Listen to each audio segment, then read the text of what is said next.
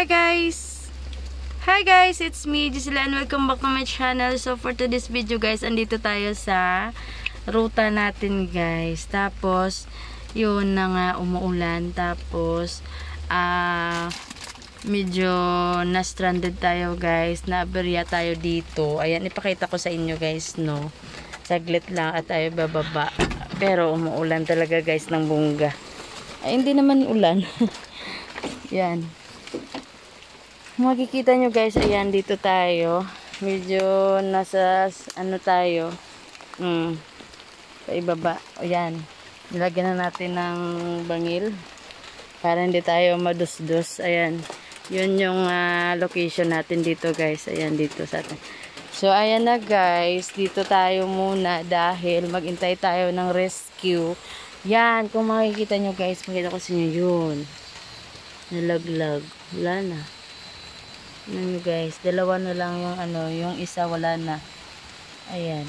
So, nakaloka. Okay lang. Safe pa din tayo. So, yan na guys. Antay lang tayo dito ngayon.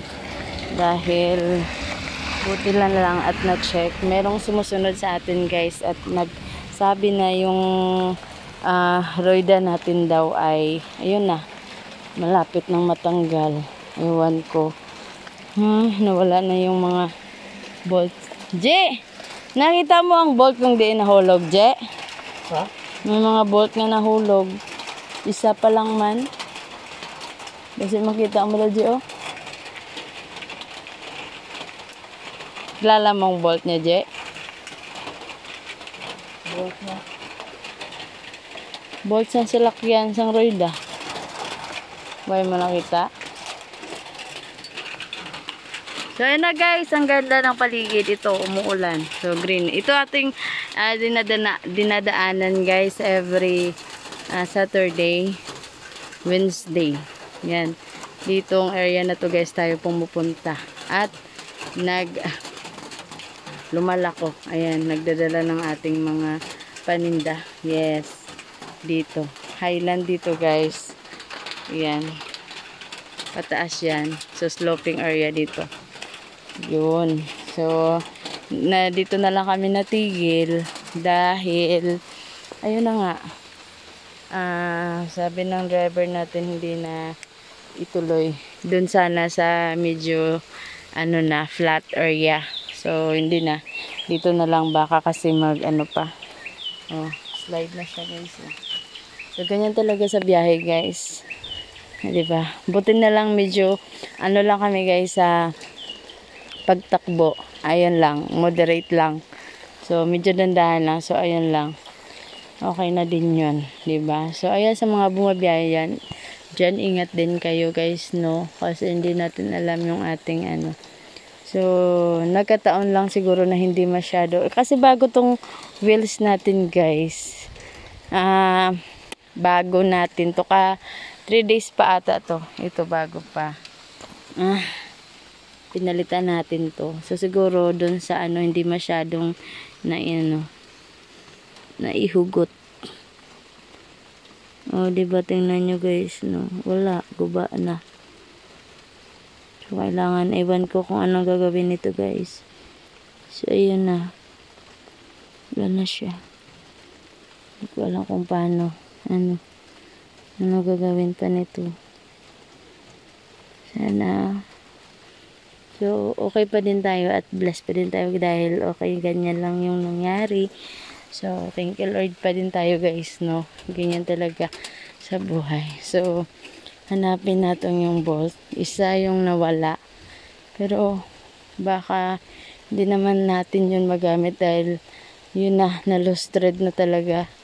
So, baka nga magiging okay. So, medyo maghanap-hanap tayo dito. Isa lang yung nawala.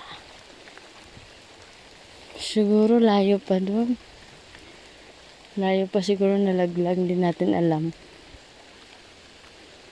3. Iwan ko nawala talaga. Layo na siguro yun. Dito na lang umuulan pa. So, diba? Ewan ko saan yun. Ah, ulan. Uwi na lang muna. Para na ulan. Ah, yes, ulan na guys, no? Sobra. O, kung makikita nyo guys, oh, tingnan yung wheels natin. Yan, tumatagilid, diba? So, dala tayo ng bato. Bulagay natin pangalawa dito guys, no. Yan, lagay natin dyan para hindi siya oops, okay, dito na tayo ulit sa silid ng sasakyan. Ulan na ulan good guys, as in. So yun yung ating hanap buhay guys, no. Pero okay lang, laban lang tayo. Mahirap.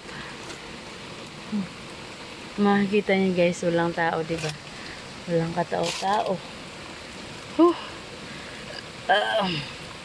Ito, tinakbo pa natin. So, umuulan na.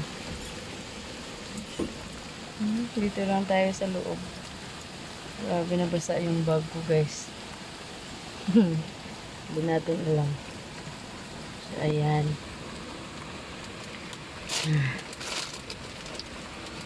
So, yung kumuha ng mekaniko yung ating driver. So, ako na nga sana guys yung magdadrive ngayon.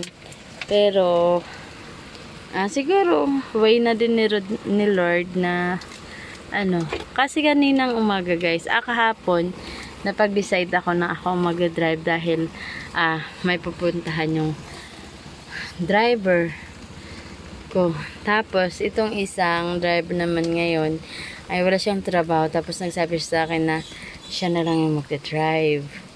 So, sabi ko, ako na lang. So, pero nagbago yung isip ko. Sabi ko, sige, ikaw na lang yung mag-drive. So, ayan. Yun yung guro. Siguro, hindi pinahintulutan ni Lord na ako lang yung mag-drive ngayong araw na to. So, mas okay din nagkuha ako ng driver. Kasi minsan guys, lagi naman akong nag-drive. So, ngayon lang, nagkuha ako. Baka ito yung way ni Lord. Diba?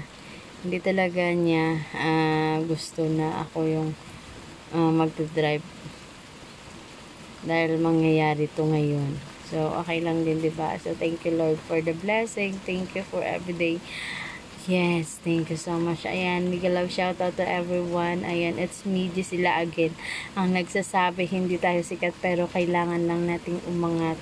So, ito yung aking hanap buhay guys, everyday. Ayan, lagi akong naglalakad. So, kaya nga, minabuti kong kung doon ako sa store, ayan, ginagrab ko yung opportunity na mag-video doon kasi pag dito ako maglalako ako, hindi na ako guys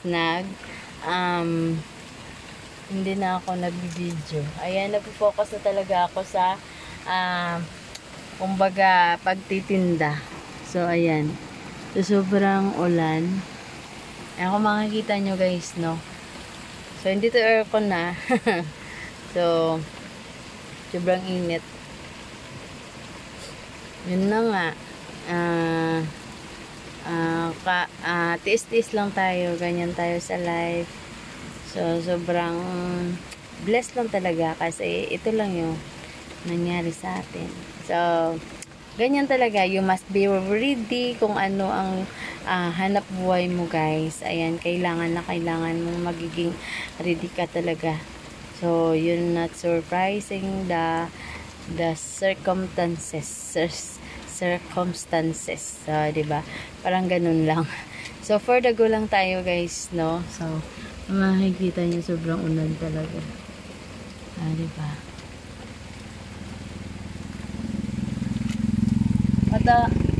So, ayan yung tumulong. So, yung